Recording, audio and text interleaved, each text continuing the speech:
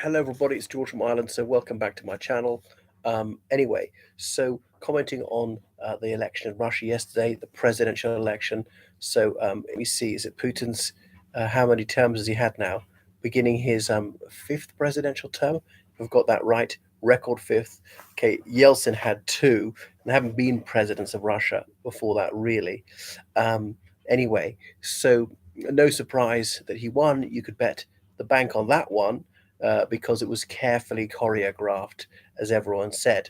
So he wanted to beat his previous records on turnout and share the vote. 88% a share of the vote on a 70% turnout. But you would have to be staggeringly stupid to believe either of those statistics. Um, Now, not terribly difficult to win an election when you have total control of the media, and every media outlet is singing a hymn of praise to you 24/7. He's got 360-degree propaganda everywhere you look, on television, on radio, on the internet, on billboards and so on, and almost no posters are campaigning by his so-called opponents. Kharitonov, if I could pronounce it correctly, the Communist Party candidate, garnering a measly, was it 6% of the vote? He's the runner-up, and then Davankov, Vladislav Davankov, the 40-year-old, the youngest candidate of New People, the one who wanted to end the war, getting only 4% of the vote. Surprising as an outer stand, actually. Now, he's very careful to adhere to the law and call it a special military operation. And it wants better relations with the West, so sanctions will be lifted. But so that gave it some semblance of legitimacy. And then the Liberal Democrat Leonid Slutsky. Now he's got big shoes to fill, those of the late Vladimir Zhirinovsky, the fire-breathing, racist, ultra-nationalist, friend of every tyrant in the world, who died just at the beginning of the Ukraine war. So was the murder of Alexei Navalny, was that time to come about a month before this election?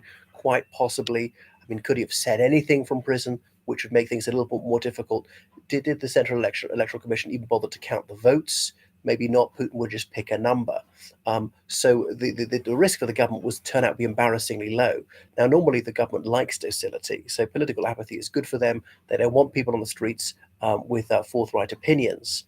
They want people to just find politics deeply boring, to recognise they've got absolutely no say in the matter and get on with their lives, work, family life, friends, hobbies, and so forth, and not try and influence the political process. They've got no role in decision making.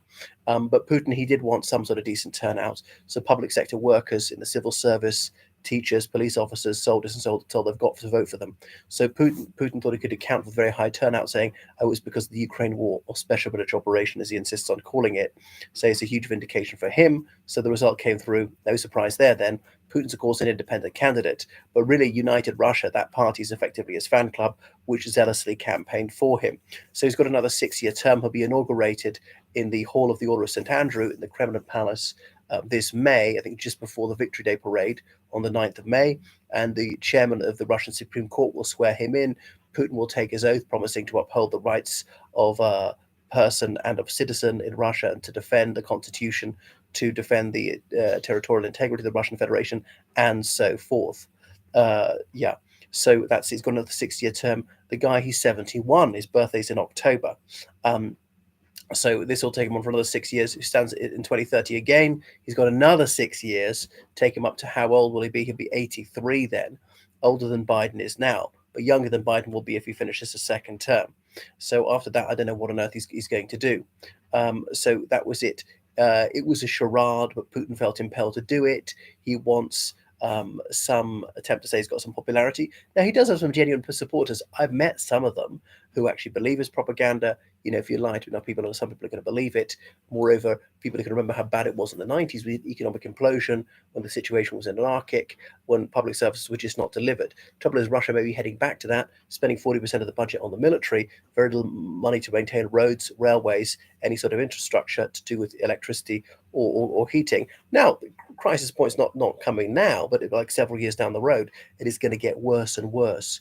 To sustain the economy, to keep inflation down, the ruble reasonably strong, that's doable in the short term. But how long does this war persist? Do sanctions tighten? So he does have some storm clouds ahead of him.